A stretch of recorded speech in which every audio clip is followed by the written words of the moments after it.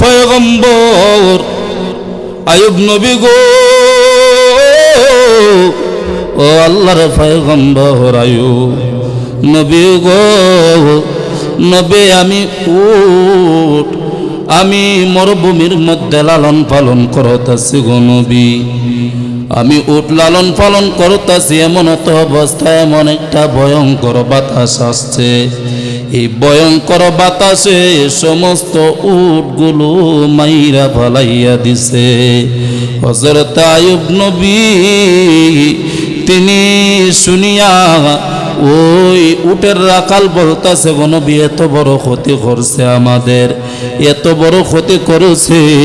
হযরত আইয়ুব নবী বলেন, রে আল্লাহর বান্দা শুনো, আল্লাহ সম্পদ দিয়েছে, আল্লাহ সম্পদ দিয়েছে, আল্লাহ আবার সম্পদ নিছে, এতে কোনো আমি আফসোস করি না, আমি আফসোস করি না। আমার আল্লাহ যদি খুশি হয়ে থাকে তাহলে আমি খুশি, মাওলা যদি খুশি হয় আমি খুশি, এতে কোনো সমস্যা নাই। শয়তান বলল, আমি আইয়ুব নবীর 1000 উট মেরে ফেলছি, তারপরেও আইয়ুব নবীর চেহারা তো মলিন দেখি না, আইয়ুব নবীর চেহারা তো মলিন দেখি না। আইয়ুব নবী তো দেখা যায় কত সুন্দর হাসি খুশি, কত সুন্দর হাসি খুশি। এবার শয়তানে কি করলেন, আইয়ুব নবী, আইয়ুব পয়গম্বর তিনি বড়ি, তিনি ছাগল, তিনার ছাগলের পাল ছিল, বিরাট বড় ছাগলের পাল। সেই ছাগল বকরি ছাগল, এই বকরি ছাগলের একটা রাখাল তিনি লালন পালন করত। সেই বকরি ছাগলের উপরও বাতাস দিল, এমন বাতাস দিছে সেই বাতাসে সমস্ত বকরি ছাগলগুলো মাইরা ফালাইছে। ওই ব্যক্তিটা দৌড়িয়া দৌড়িয়া আইয়ুব আলাইহিস সালামের কাছে আসিয়া বললেন, ও আল্লাহর পয়গম্বর আইয়ুব, ও আল্লাহর পয়গম্বর, ও আল্লাহর পয়গম্বর, এত বড় ক্ষতি করেছে, এত বড় ক্ষতি করেছে। কয় কি ক্ষতি করেছে? কয় আল্লাহর পয়গম্বর, যে বকরি ছাগলের পাল ছিল, সমস্ত বকরি ছাগলের পাল, এমন একটা ভয়ঙ্কর বাতাস আসলো, সেই বাতাসে সমস্ত বকরিগুলো ছাগলগুলো মারা গেছে। জোরে জোরে বলুন না আল্লাহু আকবার। আইয়ুব আলাইহিস সালাতু ওয়াস সালাম তিনি আর বুঝতে বাকি নাই, তিনি বলেন, আমার উপরে মাওলার পরীক্ষা শুরু হয়ে গেছে, আল্লাহর পরীক্ষা শুরু। আইয়ুব নবী বললেন, আল্লাহ আমাকে সম্পদ দিয়েছে, আবার আমার আল্লাহর সম্পদ আল্লাহ নিতেছে, এতে আমি আফসোস করি না, এতে আমি আফসোস করি না। মাওলা যদি আমার প্রতি আমার সমস্ত সম্পদ যদি মাওলা নিয়ে যায়, এতে যদি মাওলা সন্তুষ্ট হয়, মাওলা যদি সন্তুষ্ট হয় তাহলে আমি সন্তুষ্ট, তারপরও যদি মাওলা অসন্তুষ্ট হয় আমি মাওলার কাছে জবাব দিতে পারবো না। জোরে জোরে বলুন না সুবহানাল্লাহ। যার বাহন ছিল বুরাক, যার সফর হয়েছে মেরাজ, যে নবীর লক্ষ্যস্থান ছিল কাবা কাউসাইন, আমি আপনি এমন এক নবীর উম্মত হতে পেরেছি যে নবীর উদ্দেশ্য ছিল আমার আল্লাহ পাকের দিদার। সুবহানাল্লাহ বলেন। যিনি উম্মতের কান্ডার, রহমতের বান্ডার, সরকারে দু আলম, নূরে মুজাসসাম, হায়াতুন নবী, জিন্দা নবী, নূর নবীর উম্মত আল্লাহ রাব্বুল আলামিন আপনা আমাকে না চাহিতে বিনা দরখাস্তে কবুল করেছেন, সেজন্য আমরা খুশি না বেজার? যদি খুশি হয়ে থাকে জবান খুলে আরো শুকরিয়া তান আদায় করি পরে আলহামদুলিল্লাহ। সম্মানিত হাজিরিন, আজকের এই মাহফিলটা হওয়াতে আপনারা খুশি না বেজার? মাহফিলটা হওয়াতে খুশি না বেজার? কারণ কেননা যারা যারা আজকের এই সুন্দর একটা জান্নাতের বাগান আয়োজন করছে, এই যে সুন্দর একটা সামিয়ানা আয়োজন করছে, এই সামিয়ানাটা আয়োজন করতে অনেক পরিশ্রম, অনেক অনেক মানুষে অনেক পরামর্শ নিয়ে আজকের এই জান্নাতের বাগানটা হয়েছে। কথা বলেন ঠিক কিনা? এই জন্য জান্নাতের বাগান, আজকের যে কোরআনের মাহফিল, নবীর বাগানের মাহফিল, এই মাহফিলটা কি প্রতিদিন হবে? হবে না বাবা। কারণ এই মাহফিলটা আজকে রাত্রে মধ্যরাত পর্যন্ত হবে, তারপর মাহফিলটা সমাপ্ত হবে। কথা বলেন ঠিক কিনা? কিন্তু প্রতিদিন রাত্রে হবে না। এই জন্য আমরা অনেক ভাগ্যবান যারা আজকের এই জান্নাতের বাগান আমরা শোনার পর যারা যারা জান্নাতের বাগানে এসে বসে মাওলার দরবারে আমরা হাজিরা দিতে পেরেছি। হয়তো আল্লাহ রাব্বুল আলামিন আমরা যদি দুনিয়ার মধ্যে কাল হাসরের ময়দানে কোনো একটা আমল না দেখাইতে পারলেও আজকের এই জান্নাতের বাগান যে আমরা বসেছি, এই জান্নাতের বাগানে হয়তো কাল হাসরের ময়দানে আপনি আমার জন্য নাজাতের ব্যবস্থা হতে পারে। কথা বলেন ঠিক কিনা? এই জন্য আমরা সবাই নিয়ত করে বসবো, আল্লাহ পাক যেন আজকের এই জান্নাতের বাগানকে কবুল করে বলি আমিন। জবান খুলে বলি আমিন। সম্মানিত হাজিরিন, দেখেন আমাদের সমাজের মধ্যে অনেক মানুষ অনেক দান্দায় ঘুরে। কেউ ঘুরে চুরি করার দান্দা আছে না, কেউ চুরি করার দান্দায় ঘুরে, কেউ ডাকাতি করার দান্দায় ঘুরে, কেউ আবার পেটের জ্বালায় মানুষের বাড়ি কর্মচারী করে পেটের সংসারের খিদার জন্য এই দান্দায় ঘুরে। কেউ আবার দেখা যায় আল্লাহর পাগল, আল্লাহকে পাওয়ার জন্য সে দান্দায় ঘুরতেছে। কথা বলেন ঠিক কিনা? কেউ আবার দেখা যায় নবীর পাগল, কেউ আবার দেখা যায় কুরআন সুন্নাহর মাহফিলের দান্দায় দৌড়াদৌড়ি করতেছে, কেউ আবার দেখা যায় যে না নিজেকে ভালো পজিশনে নিতে হবে, নিজেকে ভালো অবস্থানে নিতে হবে, সেই দান্দায় অনেকে ঘুরতেছে। বিভিন্ন ধরনের দান্দায় আমরা অনেকে ঘুরতেছে। কথা বলেন ঠিক কিনা? কিন্তু শুনেন বাবা, আমরা পৃথিবীর মধ্যে যে দান্দাই করি না কেন, আমরা পৃথিবীর মধ্যে যে কাজেই করি না কেন, কিন্তু আমরা একটা জানি আমাদের আসল ঘরের নাম কি? কবর। আমাদের আসল ঘরের নাম কি? কবর। এই জন্য আমাদের আসল ঘরের নাম হলো কবর। এই কবর থেকে কেউ পলায়ন করতে পারবে না, কেউ পলায়ন করতে পারবে না। কবর হলো আমাদের আসল ঘর। এই জন্য আমি আপনাদেরকে যে কথাটা বলতে চাইছিলাম, আমরা এই জান্নাতের বাগান, যে জান্নাতের বাগান আমাদের জন্য চিরদিন থাকবে না। আমরা আজকের এই মাহফিলে আল্লাহর দরবারে তওবা করব যেন আল্লাহ আজকের এই জান্নাতের বাগানে কোরআনের মাহফিলের কারণে নবীর বাগানে নবীর জান্নাতের বাগানের উসিলা যেন আল্লাহ আমাদের জীবনের সমস্ত গুনাহগুলো মাফ করে দিয়ে যেন আমাদেরকে মকবুল বান্দা হিসেবে কবুল করে বলে আমিন। জবান খুলে বলে আমিন। এরে নবীর উম্মতের দল, এরে আমার উছাইলের বাবাজিরা, জান্নাতের বাগান, কোরআনের বাগান, আমরা কেন কোরআনের বাগানে যাই? কেন আমরা কোরআন হাদিসের কথা শুনি? কেন আমরা নবীর সম্মানের কথা শুনি?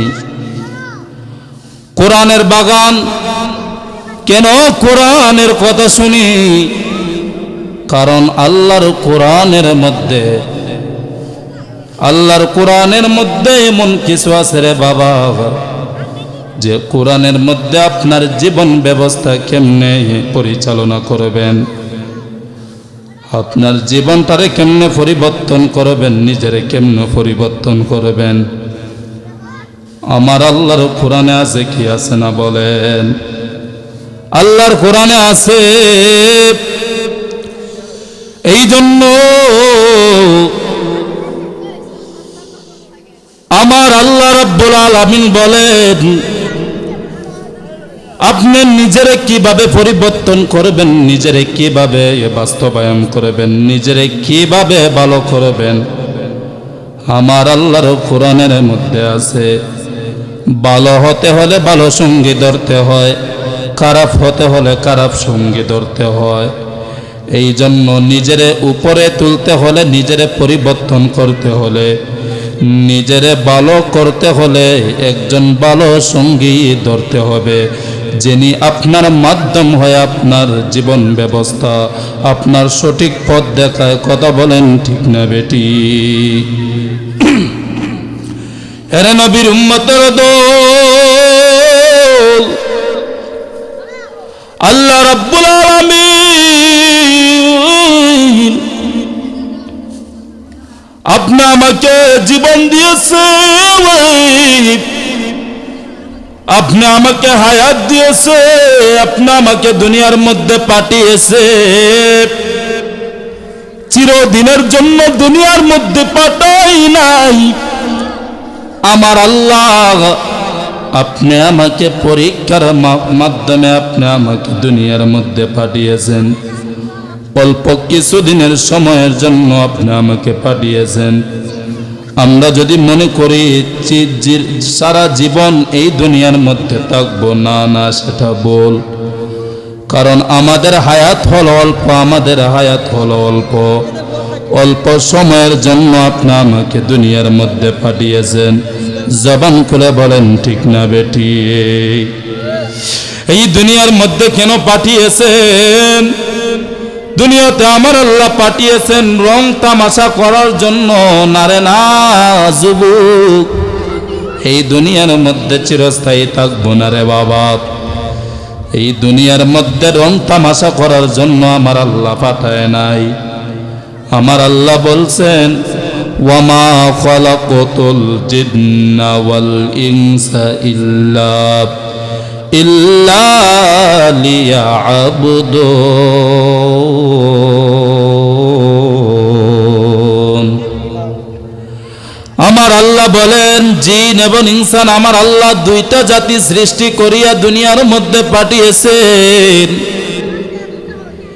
জিন এবং ইনসান আমার আল্লাহ বানাইছে মাওলার গোলামি করার জন্য, মাওলার ইবাদত করার জন্য রে বাবা। আমার আল্লাহ রাব্বুল আলামিন আল্লাহর হুকুম পালন করার জন্য দুনিয়ার মধ্যে পাঠিয়েছেন। অন্য কাহারও গোলামি করার জন্য আমার আল্লাহ বানায় নাই, দুনিয়াতে পাঠাই নাই। আমার আল্লাহর গোলামি করার জন্য পাঠিয়েছেন।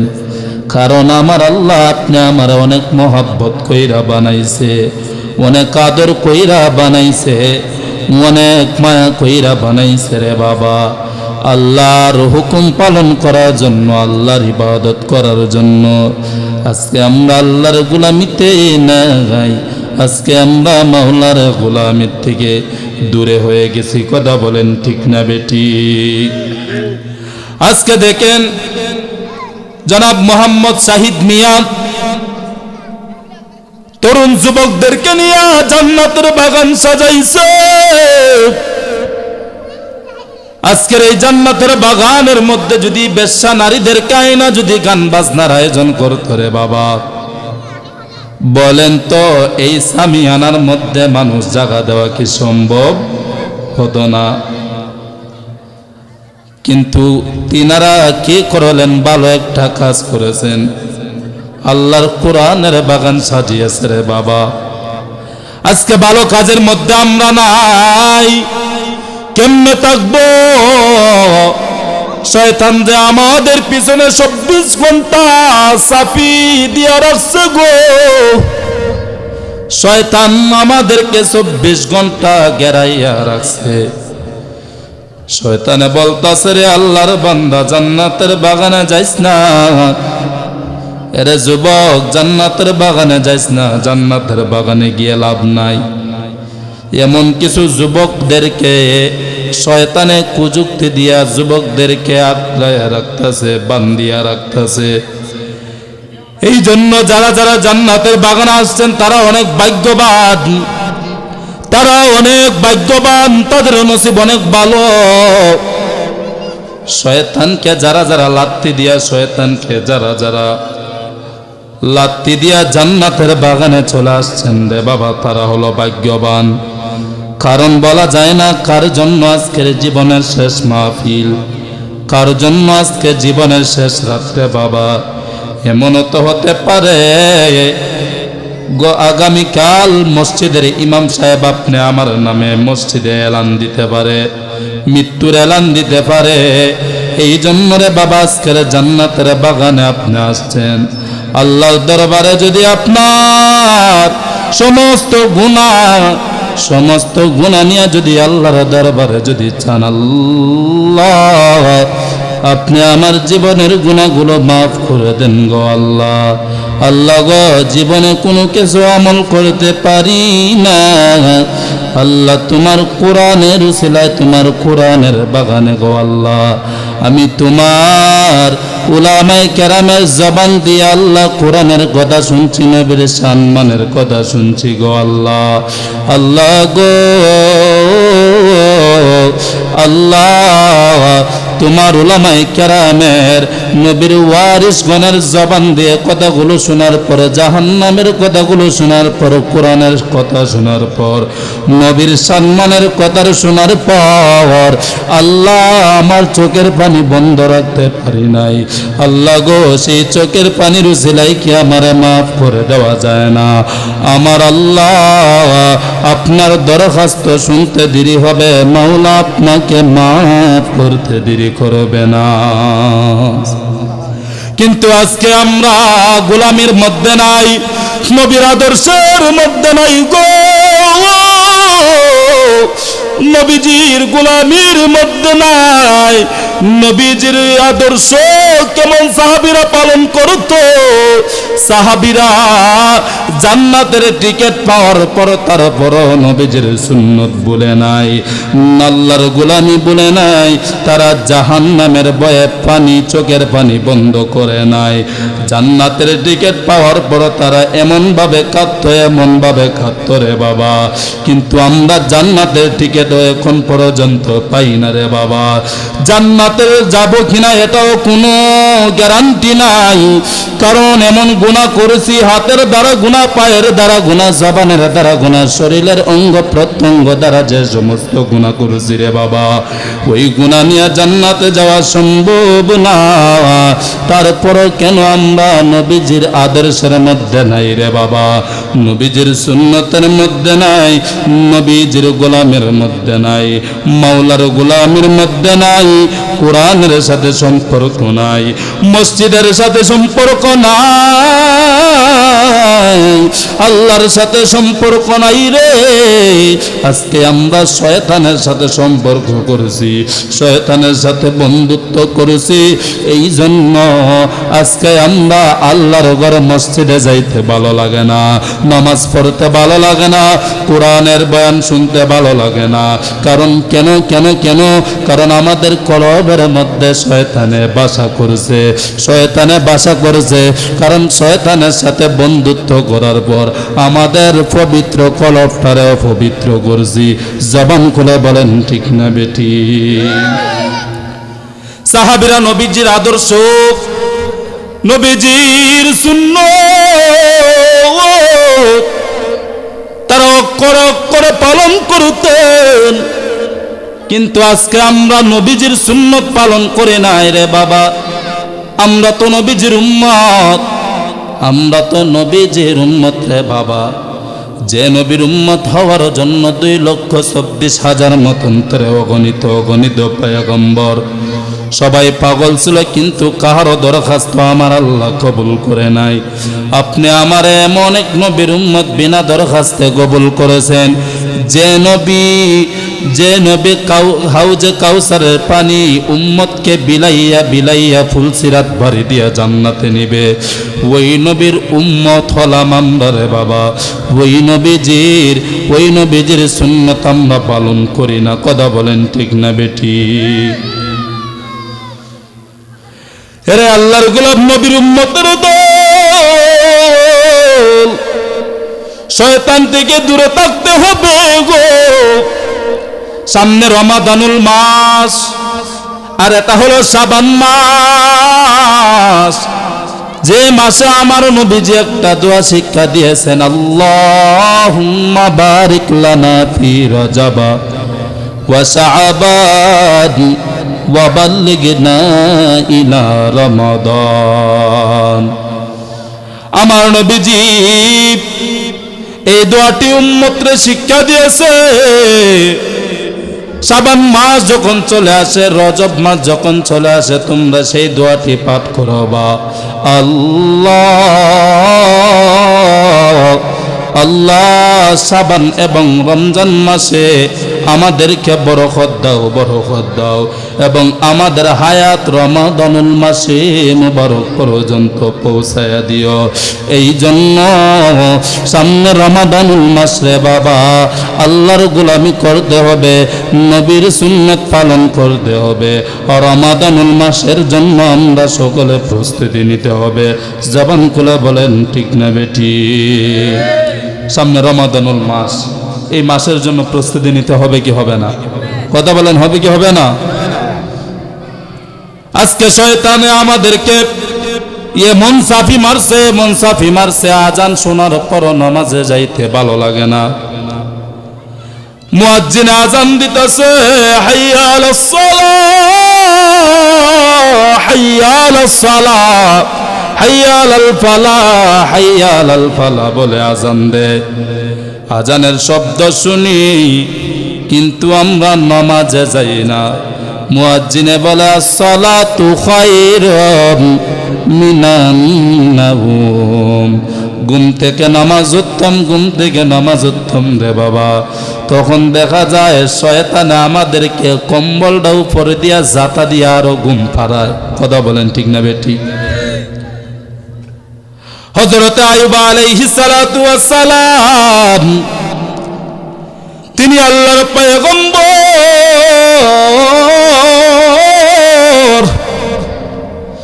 আমার আল্লাহ আইয়ুব নবীকে তো কষ্ট দিল, তো কষ্ট দিল,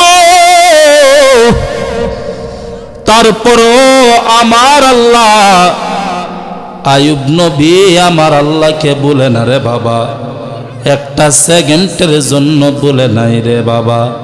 আইয়ুব নবীর এত কষ্ট দিল আমার আল্লাহ, এত কষ্ট দিল। আইয়ুব নবীরে এত বড় বাদশা বানাইছে, এত বড় বাদশা বানাইছে রে বাবা। এত বড় বাদশা হওয়ার পর আমার আল্লাহকে বলে নাই। আমার আল্লাহ বলে, ফেরেশতারা রে, আমার আইয়ুব নবী, আমার পয়গম্বর আইয়ুব এত বড় বাদশা হওয়ার পর আমি আল্লাহরে বলে নাই, আমি আল্লাহরে বলে নাই। এই কথা শুনছে শয়তানে, শোনার পর বলে আমার আল্লাহ, শয়তানে শুনি আল্লাহকে বলে, আল্লাহ আপনার পয়গম্বর আইয়ুব কেমনে আপনারে বলবে? কারণ আইয়ুব নবী তো সুখে আছে, দুঃখে থাকলে না আপনারে বলতো। কিদা? দুঃখে থাকলে না আপনারে বলতো, অনেক সুখী আছে, এই জন্য আপনাকে বলে নাই। যদি দুঃখে থাকে তারপর দেখবেন আপনারে বলে গেছে। আমার আল্লাহ কয়, শয়তান রে, আইয়ুব পয়গম্বর সে জীবনেও আমাকে বলবে না। শয়তানে বলে, আল্লাহ তাহলে আইয়ুব নবীর উপরে একটা পরীক্ষা হোক। কি দাও? পরীক্ষা হোক। আমার আল্লাহ কয়, পরীক্ষা তুই শুরু কর। কয়, আল্লাহ আমি পরীক্ষা শুরু করবো, কেমনে পরীক্ষা শুরু করবো? আপনি আমারে পাওয়ার দেন। পাওয়ার দিলেন, আমি একটা গিরিঙ্গিবাজ লাগাইতাম। কিতা লাগাইতাম? গিরিঙ্গিবাজ লাগাইতাম। আল্লাহ আপনি আমার একটা পাওয়ার দেন, আপনি আমার পাওয়ার দিলে আমি একটা ফেস লাগাইতাম। শয়তানের কাজ হলো ফেস লাগানি। কথা বলেন ঠিক না বেটি? আইয়ুব নবী, শয়তান বলেন, আল্লাহ আপনি আমার পাওয়ার দেন। আমার আল্লাহ কয়, তোরে আমি পাওয়ার দিলাম। এবার শয়তানে বলল, আল্লাহ আমাকে পাওয়ার দিয়েছে, এবার পরীক্ষা শুরু। আইয়ুব নবী তিনি আল্লাহর পয়গম্বর, তিনি যখন তিনি 4টা বিবাহ করলেন রে বাবা। আইয়ুব আলাইহিস সালাতু ওয়াস সালাম 4টা বিবাহ করার পর তিনার সন্তান হলো 14টা। কয়টা? 14টা সন্তান। আইয়ুব নবীর উপরে মুসিবত শুরু হয়ে গেল। আল্লাহর পয়গম্বর শয়তান এবার কি করলো, আইয়ুব নবীর উপরে হামলা শুরু করলো। রে বাবা, এটা তাকবীর দেন, নারায়ে তাকবীর, নারায়ে রিসালাত। হযরত মাওলানা দুলাল হুজুর সাহেবের আগমন, আপনাদের মসজিদের সম্মানিত ইমাম সাহেব চলে আসছেন। তো যাই হোক, আপনারা খুশি না বেজার? আস্তে আস্তে মাহফিলটা, পরিবেশটা আরো সুন্দর হবে, কথা বলেন ঠিক কিনা? যেখানে উলামায়ে কেরামগণ থাকবে সেখানে বাগানটা আরো অনেক পরিবেশটা সুন্দর দেখায়, কথা বলেন ঠিক কিনা? হযরত আইয়ুব আলাইহিস সালাতু ওয়াস সালাম, তিনার উপরে শয়তান হামলা শুরু করলো। হযরত আইয়ুব আলাইহিস সালাতু ওয়াস সালামের উট হলো 1000। রে বাবা, 1000 উট। এই উট যিনি কর্মচারী, তিনি সব সময় লালন পালন করতেন। হঠাৎ করে শয়তানে তিনি এবার কি করলেন, একটা ভয়ঙ্কর বাতাস উটের উপরে ছেড়ে দিলেন। রে বাবা, এই ভয়ঙ্কর বাতাসে 1000 উট মাইরা ফালাইয়া দিছি। কি করছে? মাইরা ফালাইয়া। এবার হযরতে আইয়ুব নবীর কানে কর্মচারী শুনিয়া তিনি দৌড়িয়ে দৌড়িয়ে হেঁটে হেঁটে কান্দে আর বলে, আল্লাহর পয়গম্বর আইয়ুব নবী গো, ও আল্লাহর পয়গম্বর আইয়ুব নবী গো, নবী আমি উট, আমি মরুভূমির মধ্যে লালন পালন করতেছি গো নবী, আমি উট লালন পালন করতেছি। এমন তো অবস্থায় এমন একটা ভয়ঙ্কর বাতাস আসছে। এই ভয়ঙ্কর বাতাসে সমস্ত উটগুলো মাইরা ফালাইয়া দিছে। হযরত আইয়ুব নবী তিনি শুনিয়া ওই উটের রাখাল বলতেছে, গো নবী এত বড় ক্ষতি করছে আমাদের, এত বড় ক্ষতি করেছে। হযরত আইয়ুব নবী বলেন, রে আল্লাহর বান্দা শুনো, আল্লাহ সম্পদ দিয়েছে, আল্লাহ সম্পদ দিয়েছে, আল্লাহ আবার সম্পদ নিছে। এতে কোনো আমি আফসোস করি না, আমি আফসোস করি না। আমার আল্লাহ যদি খুশি হয়ে থাকে তাহলে আমি খুশি, মাওলা যদি খুশি হয় আমি খুশি, এতে কোনো সমস্যা নাই। শয়তান বলল, আমি আইয়ুব নবীর 1000 উট মেরে ফেলছি, তারপরেও আইয়ুব নবীর চেহারা তো মলিন দেখি না, আইয়ুব নবীর চেহারা তো মলিন দেখি না। আইয়ুব নবী তো দেখা যায় কত সুন্দর হাসি খুশি, কত সুন্দর হাসি খুশি। এবার শয়তানে কি করলেন, আইয়ুব নবী, আইয়ুব পয়গম্বর তিনি বড়ি, তিনি ছাগল, তিনার ছাগলের পাল ছিল, বিরাট বড় ছাগলের পাল। সেই ছাগল বকরি ছাগল, এই বকরি ছাগলের একটা রাখাল তিনি লালন পালন করত। সেই বকরি ছাগলের উপরও বাতাস দিল, এমন বাতাস দিছে সেই বাতাসে সমস্ত বকরি ছাগলগুলো মাইরা ফালাইছে। ওই ব্যক্তিটা দৌড়িয়া দৌড়িয়া আইয়ুব আলাইহিস সালামের কাছে আসিয়া বললেন, ও আল্লাহর পয়গম্বর আইয়ুব, ও আল্লাহর পয়গম্বর, ও আল্লাহর পয়গম্বর, এত বড় ক্ষতি করেছে, এত বড় ক্ষতি করেছে। কয় কি ক্ষতি করেছে? কয় আল্লাহর পয়গম্বর, যে বকরি ছাগলের পাল ছিল, সমস্ত বকরি ছাগলের পাল, এমন একটা ভয়ঙ্কর বাতাস আসলো, সেই বাতাসে সমস্ত বকরিগুলো ছাগলগুলো মারা গেছে। জোরে জোরে বলেন না আল্লাহু আকবার। আইয়ুব আলাইহিস সালাতু ওয়াস সালাম তিনি আর বুঝতে বাকি নাই, তিনি বলেন, আমার উপরে মাওলার পরীক্ষা শুরু হয়ে গেছে, আল্লাহর পরীক্ষা শুরু। আইয়ুব নবী বললেন, আল্লাহ আমাকে সম্পদ দিয়েছে, আবার আমার আল্লাহর সম্পদ আল্লাহ নিতেছে। এতে আমি আফসোস করি না, এতে আমি আফসোস করি না। মাওলা যদি আমার প্রতি আমার সমস্ত সম্পদ যদি মাওলা নিয়ে যায়, এতে যদি মাওলা সন্তুষ্ট হয়, মাওলা যদি সন্তুষ্ট হয় তাহলে আমি সন্তুষ্ট। তারপরও যদি মাওলা অসন্তুষ্ট হয়, আমি মাওলার কাছে জবাব দিতে পারব না। জোরে জোরে বলুন না সুবহানাল্লাহ। আমাদের যদি একটা গরু যদি হঠাৎ করে, শোকের গরু যদি হঠাৎ করে মারা যায়, আমরা কান্নাকাটি করি না? কথা বলেন, কান্নাকাটি করিনি? করি। আইয়ুব আলাইহিস সালাতু ওয়াস সালাম, ওনার এতগুলো সম্পদ শয়তানে এক এক করে ধ্বংস করে দিতেছে রে বাবা। এবার তিনি কি করলেন? শয়তানে এবার তিনি খাদ্যনালীর উপরে হামলা শুরু করলো। শয়তানে এবারে কি করলো?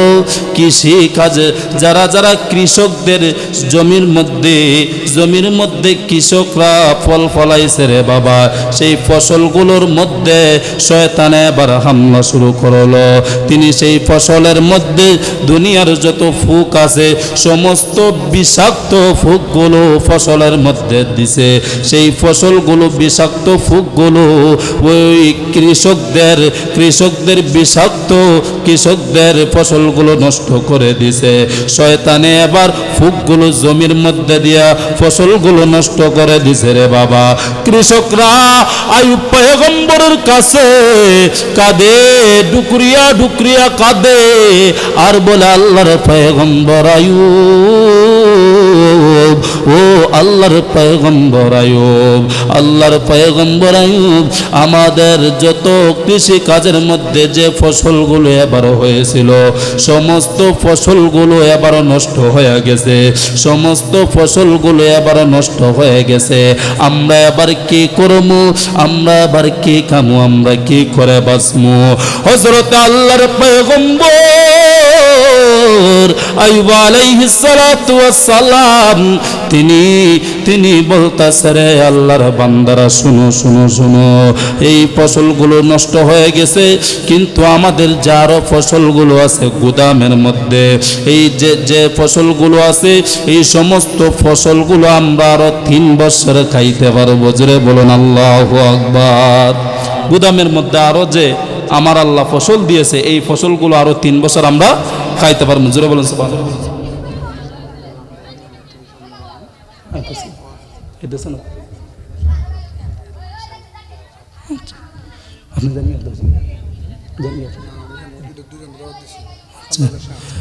একটু মোহব্বতে দুরূদ শরীফ পড়েন। আল্লাহুম্মা সাল্লি সাইয়্যিদিনা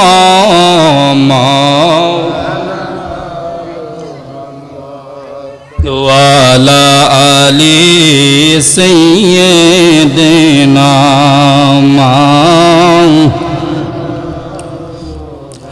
हकीकत से तो दुनिया में खबर है, दुनिया की नुमाइश पर नजर है।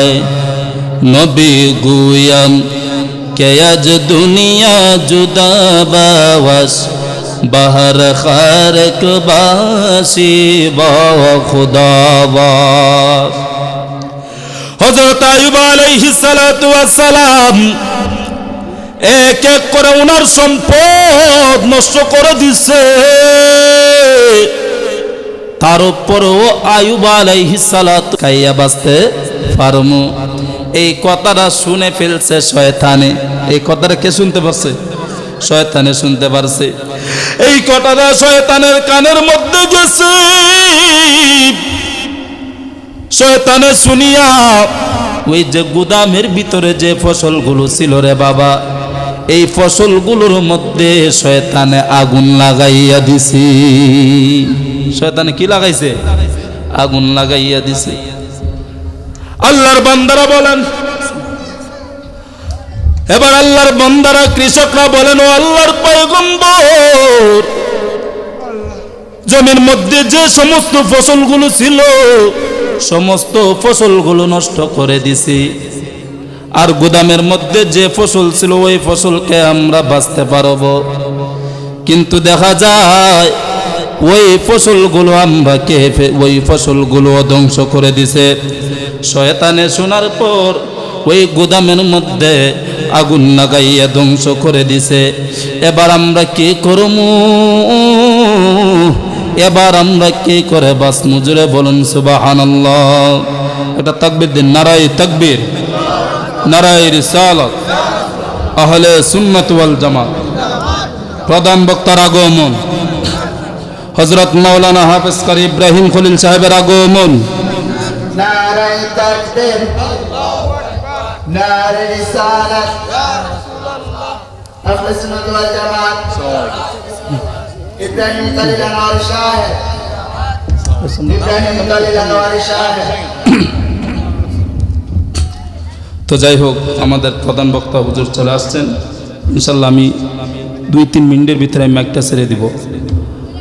তো হযরত আইয়ুব আলাইহিস সালাতু ওয়াস সালাম ওনার যখন এক এক করে সম্পদ শেষ করে দিছে, এবার শয়তানে ওনার চেহারা দেখতেছে যে আইয়ুব আলাইহিস সালামের চেহারা মুবারক, ওনার চেহারা মলিন হয় নাই, উনি বেজার নাই, উনি তারপরও মাওলা খুশি, আইয়ুব আলাইহিস সালামও খুশি। জোরে বলুন সুবহানাল্লাহ। এবার শয়তানে বলছে, আরে কিরে, এতগুলো ক্ষতি করার পরও আইয়ুব আলাইহিস সালামের তো উনি তো আল্লাহ, ওনার তো মন বেজার না, তাহলে আবার কি করব? হযরত আইয়ুব আলাইহিস সালাতু ওয়াস সালামের জানের উপরে শয়তানে আবার অ্যাকশন শুরু করে দিল। নাউজুবিল্লাহ। জানের উপরে কি করলো? অ্যাকশন শুরু করে দিল। হযরত আইয়ুব নবীর ছিল 14টা সন্তান। এক এক করে ওই সন্তানগুলোরে মেরে ফেলছে। তারপরেও আল্লাহর পয়গম্বর আইয়ুব আলাইহিস সালাম তিনি বেজার না, তিনি মাওলার দরবারে তিনি শুকরিয়া আদায় করে, কারণ আল্লাহর পয়গম্বর আইয়ুব আলাইহিস সালাতু ওয়াস সালাম তিনি বলেন, এক এক করে আমার সন্তানগুলোকেও আল্লাহ উঠিয়ে নিয়েছে, তারপরও আইয়ুব আলাইহিস সালাতু ওয়াস সালাম বেজার না। কারণ কেন না, কারণ তিনি বুঝতে পারছে তিনার উপরে আবার মুসিবত শুরু হয়ে গেল। আল্লাহর পরীক্ষা আইয়ুব পয়গম্বরের উপরে শুরু হলো। জোরে বলুন সুবহানাল্লাহ। শয়তান তো এবার টেনশনের মধ্যে পড়ে গেল,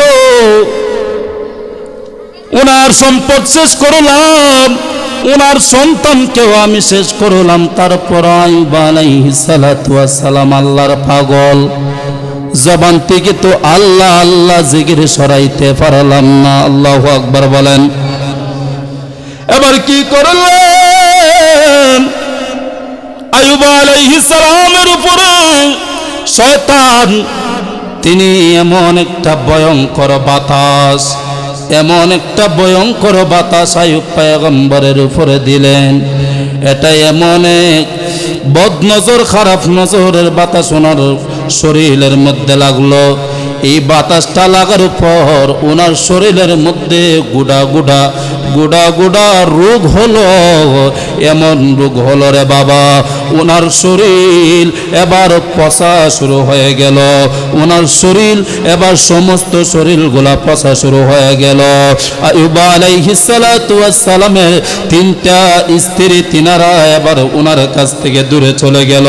3টা স্ত্রী তিনারা এবার ওনাকে পালাইয়া চলে গেল।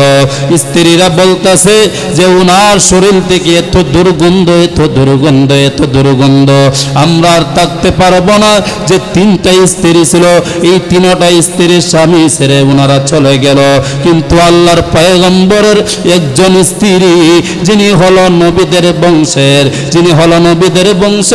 তিনি হলো আল্লাহর পয়গম্বর হযরত আইয়ুব আলাইহিস সালামের স্ত্রী, তিনি হলো হযরতে রহিমা। জোরে বলুন সুবহানাল্লাহ। তিনার নাম কি? হযরতে রহিমা। তিনি আবার কি করলেন? ওনার শরীরের মধ্যে ভয়ঙ্কর রোগ, এমন বড় রোগ, এই রোগে ওনার শরীর পচা শুরু হয়ে গেল, দুর্গন্ধ। স্ত্রীরা চলে গেল, কিন্তু উনি চলে যায় নাই। আল্লাহর পয়গম্বর উনি বলেন, ও রহিমা, আমার যে বাকি স্ত্রীরা চলে গেল আমাকে পালাইয়া, তুমি চলে যাও না কেন? তুমি কেন চলে যাও না? তুমি চলে যাও, কারণ আমার শরীরে তো দুর্গন্ধ, এটা এমন একটা রোগ, এই রোগটা তো তোমারও শরীরেও যাইতে পারে, এই জন্য তুমি আমাকে ছেড়ে চলে যাও। আল্লাহর বান্দি রহিমা তিনি বলেন, ও আল্লাহর পয়গম্বর, ও আমার স্বামী গো, সমস্ত নারীগুলো চলে গেছে, সমস্ত নারীগুলো আপনাকে ছেড়ে চলে গেছে, কিন্তু আমি আপনাকে ছেড়ে চলে যেতে পারি না। কারণ কেন না আমি হলাম নবীদের বংশের নারী, এই জন্য আমি নবীদের উপরে কলঙ্কিনীর দাগ লাগাইতে পারি না। সুবহানাল্লাহ। আর আমগুর দেশের নারীরা স্বামীর কিছু হলেই নারীরা দৌড় ওঠে, কথা বলেন ঠিক কিনা? অনেক স্বামীরা দেখবেন, স্বামী তিনারা যখন খামায়ের ইনকাম যখন বন্ধ হয়ে যাগা, রুজি করা ইনকাম যখন বন্ধ হয়ে যাগা, তখন স্ত্রীরা বেজার, কথা বলেন ঠিক কিনা? কারণ কেননা স্বামীর ইনকামের টাকা বন্ধ হয়ে গেছে, স্ত্রী আবার পলায়ন। আবার সমস্ত স্ত্রী না, কিছু স্ত্রী আছে, এমন কিছু স্ত্রী আছে যে স্বামীর ভালোবাসা যে জায়গার মধ্যে স্বামীর টাকা নাই, স্বামীর কিছু নাই, ওই জায়গার মধ্যে স্বামীর ভালোবাসা জান্নাত দিয়া ফেলায়, কথা বলেন ঠিক কিনা? কিন্তু আল্লাহর বান্দি রহিমা তিনি বলেন, ও আল্লাহর পয়গম্বর, আপনার শরীরে এমন রোগ হয়েছে, সমাজের মানুষগুলো আপনাকে সমাজের মানুষরা দেখতে পারে না।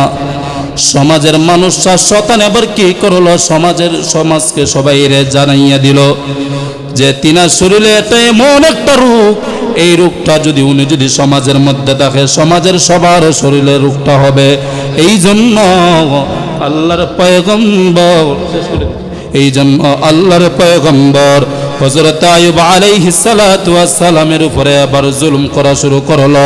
সমাজের মানুষরা বলতেছে, আল্লাহর পয়গম্বর হযরত আইয়ুবকে তিনাকে সমাজ থেকে বিদায় করতে হবে, তিনাকে সমাজ থেকে বিদায় করতে হবে, না হলে ওনার শরীরের দুর্গন্ধ সবাই টিকতে পারতেছে না। এই জন্য সবাই ষড়যন্ত্র করলো, পরামর্শ করলো যেন আইয়ুব নবীকে তিনার যেন সমাজ থেকে দূরে বিদায় করে দেয়। জোরে জোরে বলো না নাউজুবিল্লাহ। অথচ উনি কিন্তু অনেক বড় বাদশা ছিল, উনি কি ছিল? অনেক বড় বাদশা ছিল। কিন্তু আজকে দেখা যায় ওনার এই দুর্বলতা সুযোগ পেয়ে সবাই ওনার উপরে অত্যাচার জুলুম করা শুরু করতেছে, কথা বলেন ঠিক না বেঠিক? হযরত আইয়ুব আলাইহিস সালাতু ওয়াস সালামের উপরে এত বড় পরীক্ষা নিল। তারপর যখন হযরতে বিবি রহিমা তিনি যখন আইয়ুব আলাইহিস সালাতু ওয়াস সালামকে নিয়ে যখন জঙ্গলের মধ্যে যাইতেছে, ওই জঙ্গলের মধ্যে যাইতে সমাজ যখন সবাই বিদায় করে দিল, জঙ্গলে যাইতে হঠাৎ করে আল্লাহর পয়গম্বর আইয়ুব আলাইহিস সালাতু ওয়াস সালাম তিনি আল্লাহকে বলে, আল্লাহ আপনি আমাকে রোগ দিয়েছেন, ভালো কথা, এটা আমি বেজার না। আল্লাহ আপনি আমাকে সমস্ত শরীর আমার পচে যাক, এটা আমি বেজার না, কিন্তু আল্লাহ আমার জিহ্বার মধ্যে এমন রোগ দিয়েন না, আমার জিহ্বার মধ্যে এই রোগটা দিয়েন না যে জিহ্বা দিয়া আমি আপনাকে যেন আল্লাহ আল্লাহ বলে ডাকতে পারি না। আল্লাহ আমার জিহ্বার মধ্যে দিয়েন না, কারণ কেননা জিহ্বার মধ্যে যদি এই রোগটা দেন, আল্লাহ আমি আপনারে ডাকবো কেমনে আমি আপনারে ডাকবো? এই জন্য আমার আল্লাহ যখন এই কথাটা শোনার পর, হযরতে এই আল্লাহর পয়গম্বরের এই কথা শোনার পর আমার আল্লাহ কি করলেন, আরে জিব্রাইল, আরে আমার আইয়ুব তো আমি শুধু পরীক্ষা নিছিলাম আমার আইয়ুবের উপরে, কিন্তু শয়তানের সাথে চ্যালেঞ্জ করে আমি আইয়ুবের উপরে পরীক্ষা নিছিলাম, কিন্তু সেই পরীক্ষার মধ্যে আমার বন্ধু আইয়ুব পয়গম্বর ফাঁস হয়ে গেছে, উনার পরীক্ষা আল্লাহর দরবারে ফাঁস হয়ে গেছে। এই জন্য ওই জঙ্গলের মধ্যে আমার আল্লাহ বলতেছে, জিব্রাইল ওনার সামনে যে একটা পুকুর আছে, এই পুকুরের মধ্যে আমার পয়গম্বরকে বলো উনি গোসল দিতে। উনি যেই মাত্র ওই পুকুরের মধ্যে গোসল দিল, ওনার ওই গোসল দেওয়ার পরে ডুব দেওয়ার পরে যখন উনি পুকুর থেকে উঠলো, ওনার সমস্ত রোগগুলো আমার আল্লাহ দূর করে দিচ্ছে। জোরে বলেন সুবহানাল্লাহ। ওনার চেহারার আকৃতি আমার আল্লাহ আগের চাইতে আরো অনেক সুন্দর করে দিচ্ছে, সুবহানাল্লাহ বলেন। কারণ কেননা আল্লাহর পয়গম্বর যতই কষ্ট দেয়, কিন্তু আল্লাহর পয়গম্বররা কি আল্লাহর সাথে কি মিথ্যাবাদী করতে পারবে? জীবন অসম্ভব। না। এই জন্য আমরা বান্দা দীক্ষা আল্লাহর সাথে ওয়াদা ঠিক রেখো, আমরা ওয়াদা খেলাফ করি, আমরা আল্লাহর সাথে আমরা দেখা যায় আমরা আল্লাহর বান্দা, কিন্তু আল্লাহ আমাদের উপরে ফরজ করছে নামাজ রোজা ফরজ করছে, কিন্তু দেখা যায় আল্লাহর এই আমল থেকে আমরা দূরে চলে গেছি। আল্লাহ তো ইচ্ছা করলে আমাদেরকে গজব দিতে পারে, কেন গজব দেয় নাই? ইচ্ছা করলে তো একটা মাছের কাঁটা গলার মধ্যে লাগাইয়া রিজেক্টরে বন্ধ করতে পারে, তারপরও করে নাই কেন? কারণ আল্লাহ অনেক মায়া কইরা অনেক আফসোস করে আমাদেরকে বানাইছে। এই জন্য রে বাবা, সামনে রমাদানুল মাস আসতেছে, এই রমাদানুল মাসে আমরা রমাদানুল মাসের থেকে আমরা প্রস্তুতি নিতে হবে, যেন আমরা এই শাবান মাসে যেন আল্লাহর ইবাদত গোলামির মধ্যে বাটফারির থেকে সিডারির থেকে এবং হারাম থেকে আল্লাহ পাক যেন সমস্ত হারাম থেকে যেন আল্লাহ বিরত রেখে সমস্ত শয়তান ওয়াসওয়াস থেকে যেন আল্লাহ হেফাজত করে আমাদেরকে যেন হালালের সাথে সম্পর্ক লাগায় এবং কোরআনের সাথে সম্পর্ক লাগায়, আমাদেরকে যেন পবিত্র রমাদানুল মাস মুবারকে যেন আমল করার তৌফিক দিন। সবাই বলে আমিন, জবান খুলে বলে আমিন। আমি বাইকে কষ্ট দিয়ে ফেলছি, আমি মাফ চাই। কারণ অনেক সময় দেখা যায় আলোচনা করতে গিয়ে দেখা যায় বিষয়টারে গোছানো যায় না। এই জন্য এই ঘটনাটা অনেক বিশাল লম্বা, আমি সংক্ষিপ্ত করে বলছি সময় সংকীর্ণতার কারণে। যাই হোক, আল্লাহ পাক যেন আজকের মাহফিলটাকে কবুল করুক। আর আমার অসমাপ্ত আলোচনা কেউ যদি কষ্ট পেয়ে থাকেন, বাবা আপনাদের দুই পায়ের নিচে আমার দুই হাত, আপনারা সুন্দর ক্ষমার দৃষ্টিতে দেখবেন। আল্লাহ পাক যেন আজকের মাহফিলকে কবুল করো। সবাই বলে আমিন। এই বলে আমার বয়ানকে নিঃশেষ করলাম। আসসালামু আলাইকুম ওয়া রাহমাতুল্লাহি ওয়া বারাকাতুহু।